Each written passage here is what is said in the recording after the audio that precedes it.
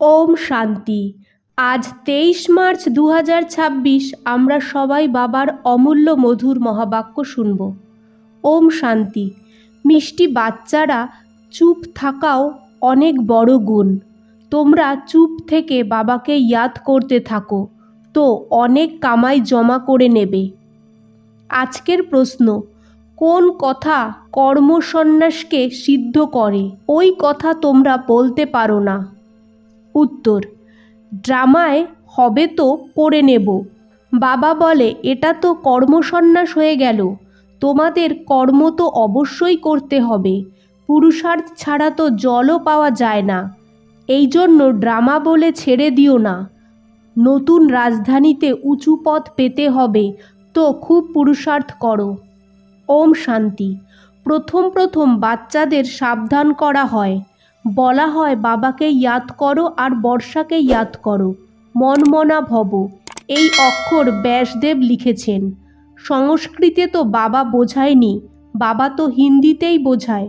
বাচ্চাদের বলে বাবাকে আর বর্ষাকে মনে করো, এটা সহজ অক্ষর যে হে বাচ্চারা আমি বাবা, আমাকে ইয়াদ করো। লৌকিক বাবা এমন বলবে না যে হে বাচ্চারা আমাকে ইয়াদ করো। এটা হলো নতুন কথা। বাবা বলে হে বাচ্চারা আমি নিরাকার বাবা, আমাকে ইয়াদ করো। এটাও বাচ্চারা বোঝে যে রুহানি বাবা রুহানি বাচ্চাদের সাথে কথা বলে। একটু পরপর বাচ্চাদের বলা যে বাবাকে ইয়াদ করো এটা তো ভালো দেখায় না। যখন কি বাচ্চারা জানে যে আমাদের দায়িত্ব হলো রুহানি বাবাকে ইয়াদ করা, তখনই বিকর্ম বিনাশ হবে। বাচ্চাদের নিরন্তর ইয়াদ করার চেষ্টা করতে হবে। এই সময় কেউ নিরন্তর ইয়াদ করতে পারে না, টাইম লাগে। এই ব্রহ্মা বাবাও বলে আমিও নিরন্তর ইয়াদ করতে পারি না। এই অবস্থা পরে হবে। তোমরা বাচ্চাদের প্রথম পুরুষার্থ বাবাকে ইয়াদ করাতেই করতে হবে। শিব বাবার থেকে বর্ষা পাওয়া যায়, ভারতবাসীরাই পায়, ভারতবাসীদেরই কথা। এখানে স্থাপনা হয় দৈবী রাজধানীর। আর যে ধর্ম স্থাপকরা হয় তাতে কোনো ডিফিকাল্টি হয় না।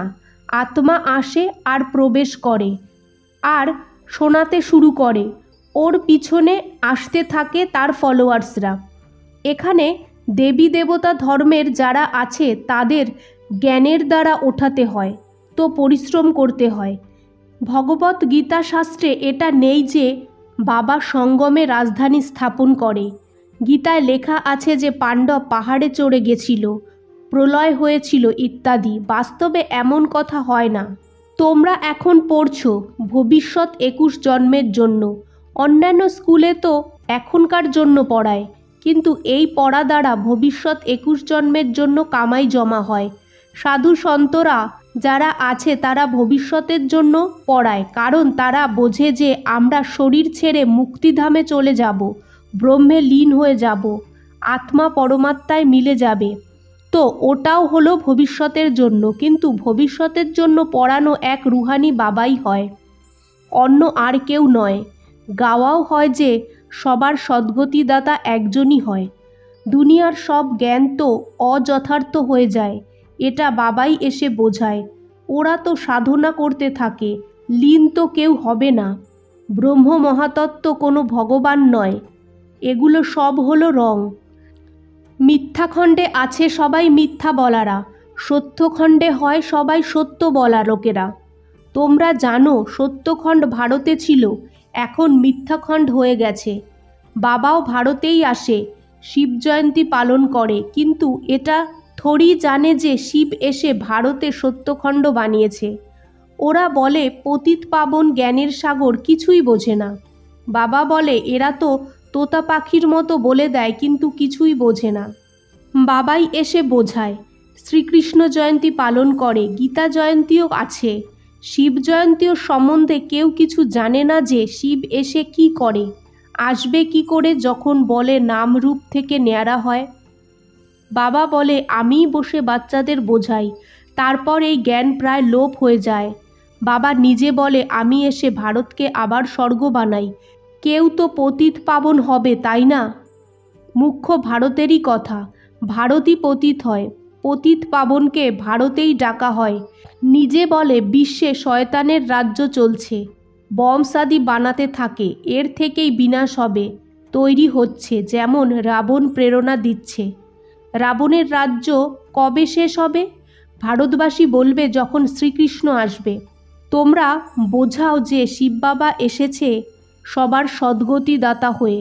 বাবা বলে আমাকে ইয়াদ করো, এই অক্ষর অন্য আর কেউ বলতে পারে না। বাবা বলে আমাকে ইয়াদ করো তো খাদ বেরিয়ে যাবে। তোমরা শতপ্রধান ছিলে, এখন তোমাদের আত্মায় খাদ পড়েছে, এটা ইয়াদের দ্বারাই বেরোবে। একে ইয়াদের যাত্রা বলা হয়। আমি পতিত পাবন হই, আমাকে ইয়াদ করলে তোমাদের বিকর্ম বিনাশ হবে।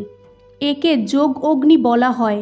সোনাকে আগুনে দিয়ে তার থেকে নোংরা বের করা হয়, তো সোনায় হাত বের করার জন্য আগুনে দেওয়া হয়। বাবা বলে ওটা হলো কামচিতা, এটা হলো জ্ঞানচিতা। এই যোগ অগ্নি দ্বারা খাদ বেরোবে, আর তোমরা শ্রীকৃষ্ণপুরীতে যাওয়ার জন্য যোগ্য হবে। শ্রীকৃষ্ণ জয়ন্তীতে শ্রীকৃষ্ণকে ডাকে। তোমরা জানো শ্রীকৃষ্ণও বাবার থেকে বর্ষা পায়। শ্রীকৃষ্ণ স্বর্গের মালিক ছিল, বাবা শ্রীকৃষ্ণকে এই পদ দিয়েছে। রাধে কৃষ্ণই আবার লক্ষ্মীনারায়ণ হয়। রাধে কৃষ্ণের জন্মদিন পালন করে, লক্ষ্মীনারায়ণের জন্মদিন কেউ জানে না। এখন তোমরা বাচ্চারা বোঝো তো, অন্যদেরও বোঝাতে হবে। প্রথমে জিজ্ঞাসা করো যে গীতায় লেখা আছে মা মে কম ইয়াদ করো, এটা কে বলেছে?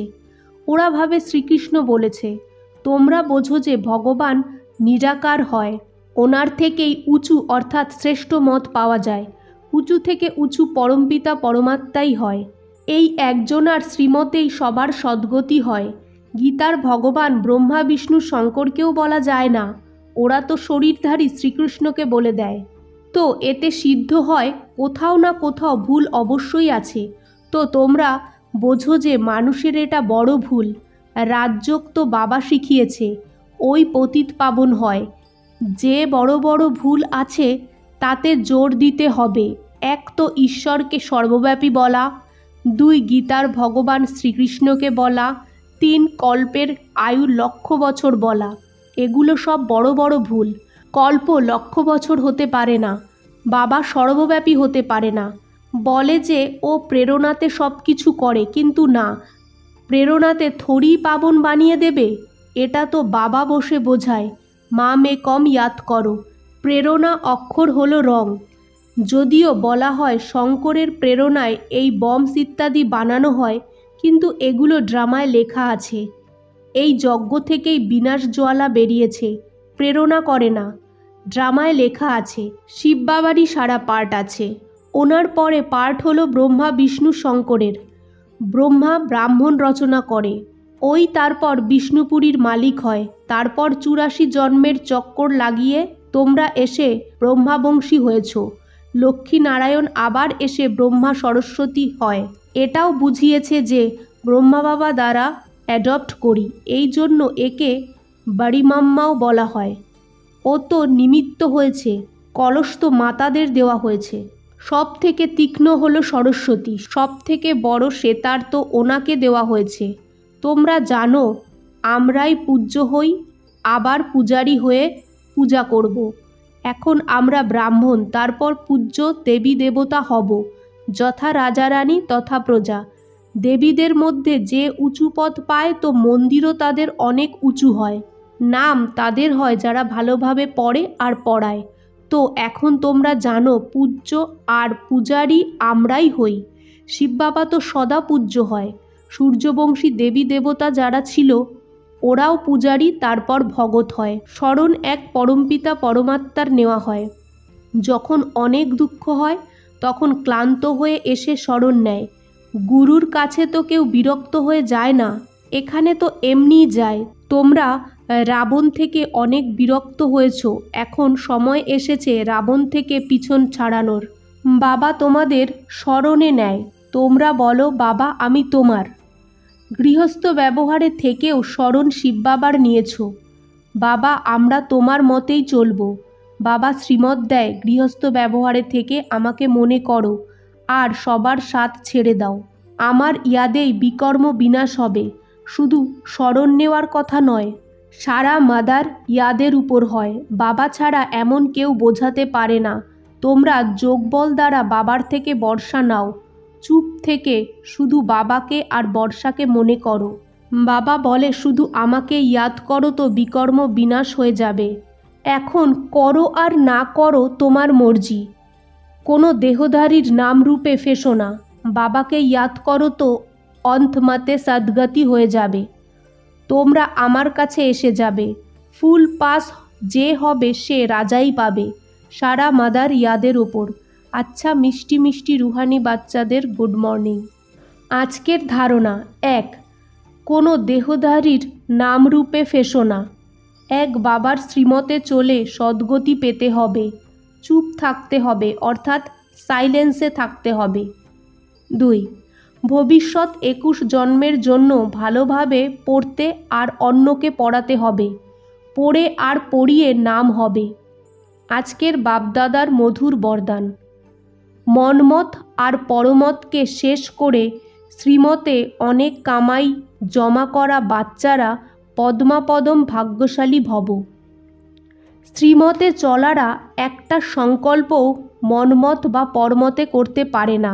স্থিতির স্পিড যদি তেজ না হয় তো অবশ্যই কিছু না কিছু শ্রীমতে মনমত বা পরমত মিক্সড আছে। মনমত অর্থাৎ অল্পজ্ঞ আত্মাদের সংস্কার অনুসারে যে সংকল্প উৎপন্ন হয় ওটা স্থিতিতে ডগমগ করে দেয়।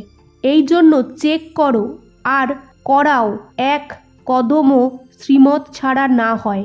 তখন পদমের কামাই জমা করে পদ্মাপদম ভাগ্যশালী হয়ে যাবে। আজকের স্লোগান, মনে সবার কল্যাণের ভাবনা হয়, এটাই বিশ্ব কল্যাণকারী আত্মার কর্তব্য। ওম শান্তি।